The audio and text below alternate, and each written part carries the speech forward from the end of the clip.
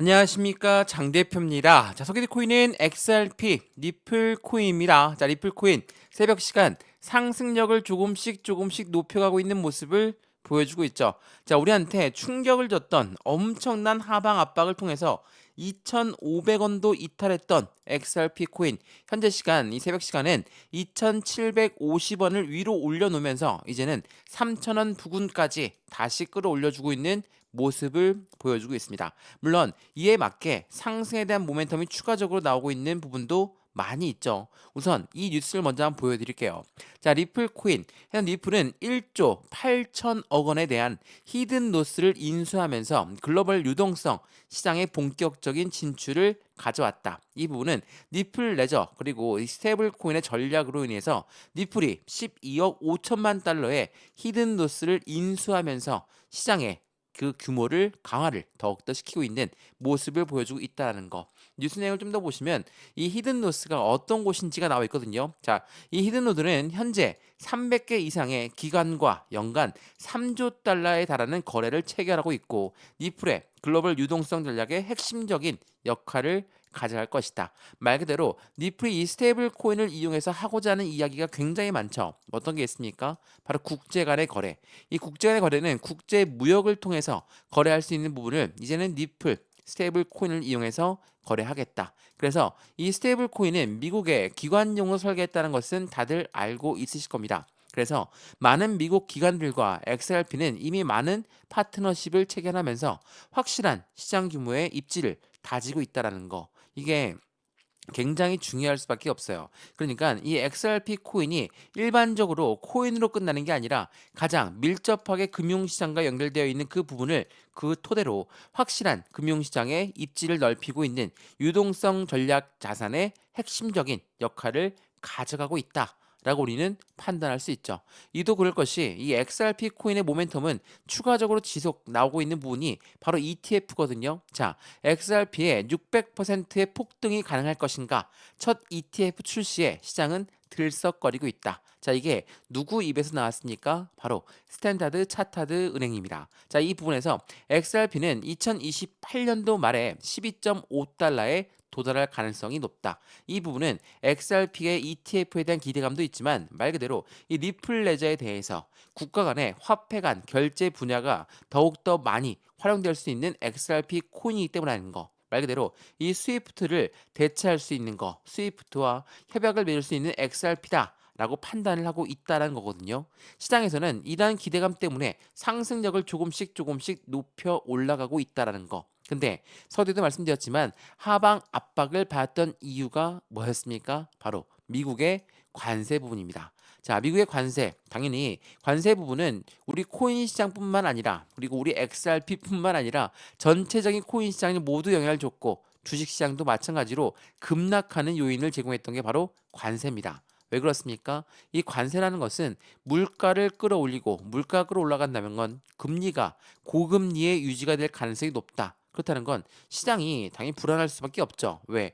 금리가 고금리라고 한다면 투자 자금이 당연히 들어오지 않습니다. 투자할 자금을 다시 세이브 시켜놓는 움직임을 보일 가능성이 없죠. 자, 이 부분 뭐라고 했습니까? 우리가 집을 샀는데 대출을 받습니다. 대출 금리가 너무 높아. 어떻게 해요? 이 샀던 집을 다시 팔 수도 있죠. 그러면 고래라고 하는 세력은 어떻습니까? 고래는 주식에 투자하고 코인에 투자했는데 금리가 너무 높으면 투자 자금을 회수할 수 있겠죠. 이러한 시장의 불안감이 당연히 매도로 이어지면서 하방 압박을 크게 갖고 오는 결과를 낳았지만 어때요? 재차 반등력을 높여주고 있죠.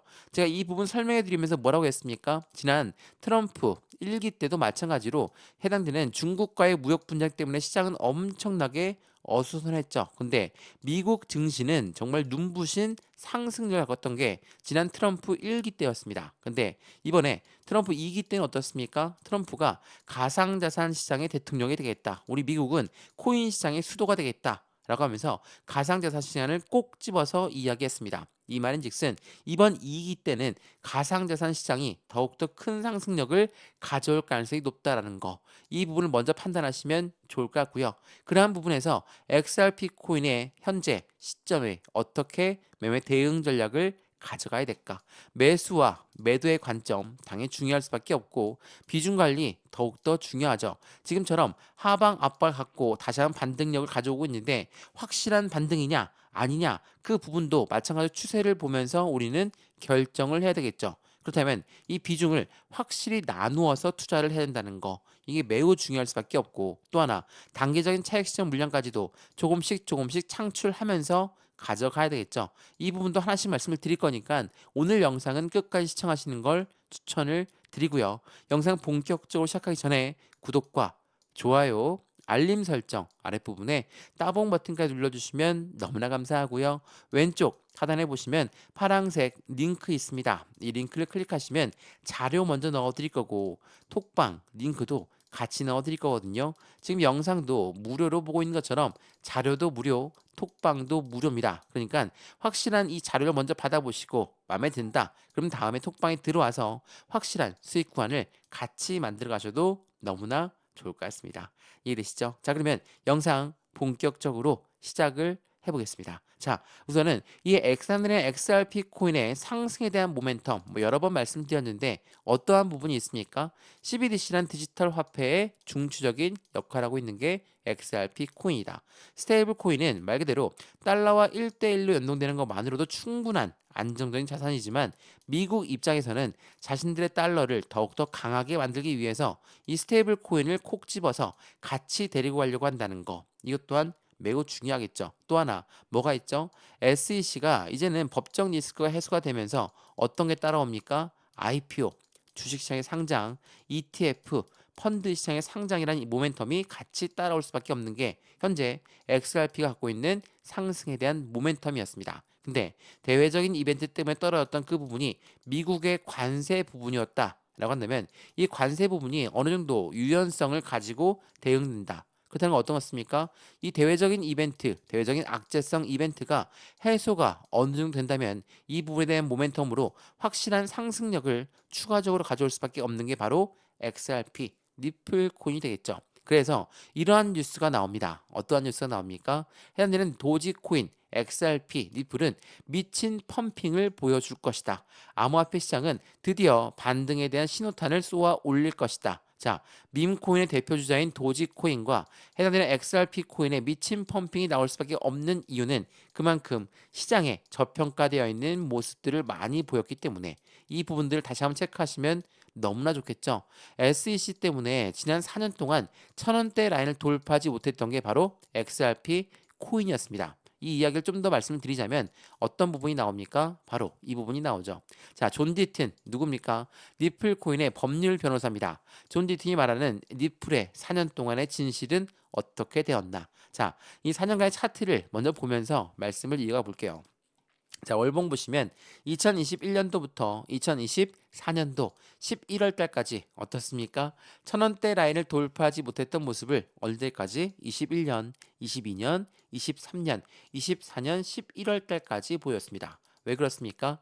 21년도에 조 바이든 전직 대통령이 취임하면서 SEC 위원장을 게리 겐슬러로 임명했습니다. 그리고 나서 SEC는 뭐라고 합니까? 리플, 너희는 증권이니까 우리 증권법을 따라라. 라고 하면서 엄청나게 시장을 압박했죠. 이 부분이 1000원대 라인을 돌파하지 못하게 만들었어요. 근데 11월 달 트럼프가 당선이 되고 나서 상승력을 높이면서 시장을 끝까지 올렸다가 다시 한번 조정세, 조정세, 또 한 번의 조정세. 지금 조정 라인을 받고 있지만 거래대금은 오히려 줄어들면서 움직이고 있죠. 그 말인즉슨 지금 가격이 맞는지 아닌지를 받는 조정 구간을 받고 있다라고 우리는 판단할 수 있습니다. 뭐 어쨌든 간에 1000원대 라인에서 현재 시점 2800원대 뭐 많이 올랐으면 많이 올랐다라고 말씀을 드릴 수 있겠지만 비트코인이 1억 원을 돌파했고 이더리움이 500만 원을 돌파했을 때 우리 XRP 코인은 얼마였습니까?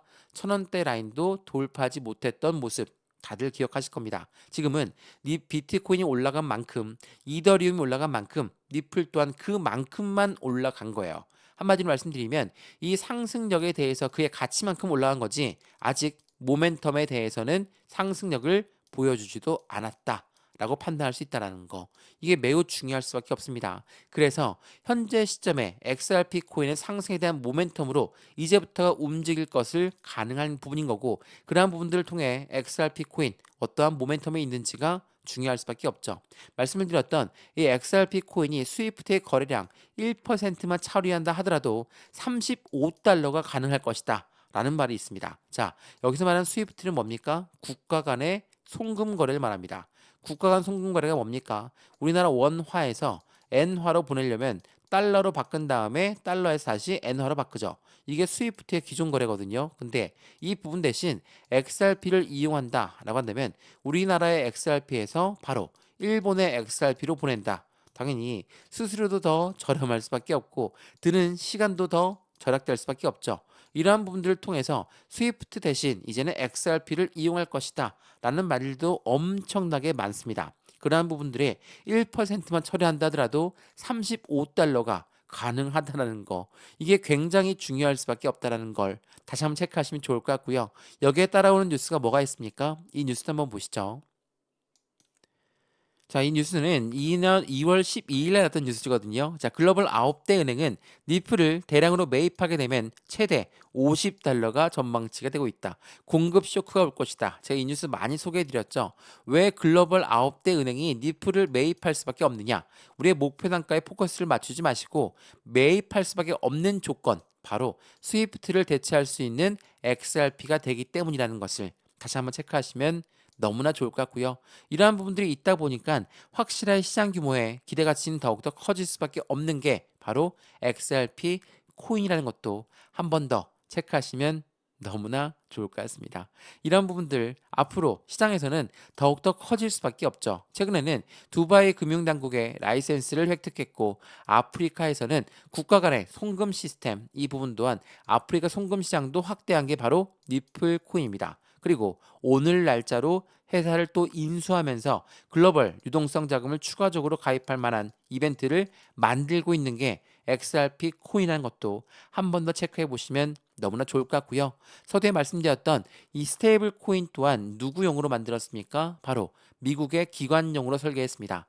말씀 많이 들어보셨던 RLUSD가 니플이 만든 스테이블 코인이죠. 이 RLUSD는 미국의 기관용으로 설계가 되었고, XRP는 유동성과 거래를 중점으로 한다. 어떤 말이냐? 이 스테이블 코인이 거래가 될 때 드는 수수료 있죠. 이 수수료는 XRP로 결제가 되고, 이 결제된 수수료는 바로 소각하는 절차를 가져간다. 그렇다는 건 이 XRP의 희소성의 가치는 더욱더 커질 수밖에 없죠. 다만 지금처럼 변동스러운 시장의 모습은 대외적인 이벤트에서 가져온다 라고 한다면 그 부분을 우리는 어떻게 타파를 해야 될 것인가?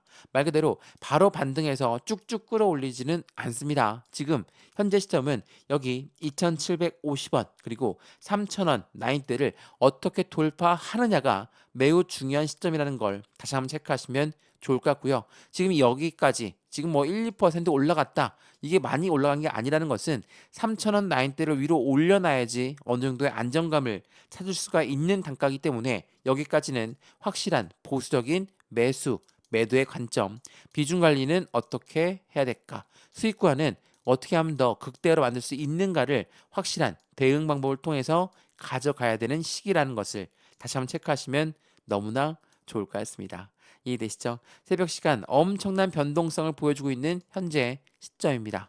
여기에서 안정된 투자 관점은 실시간 매수 매도 대응을 통해서 모든 대표님들이 투자의 가용 금액이 틀리고 매입 단가도 다들 틀리죠. 그렇기 때문에 이러한 부분들을 한 분 한 분 따로따로 직접 잡아 드릴 거니까 안정적인 투자, 확실한 수익 구간 함께 만들어 가시면 더욱더 좋을 것 같습니다.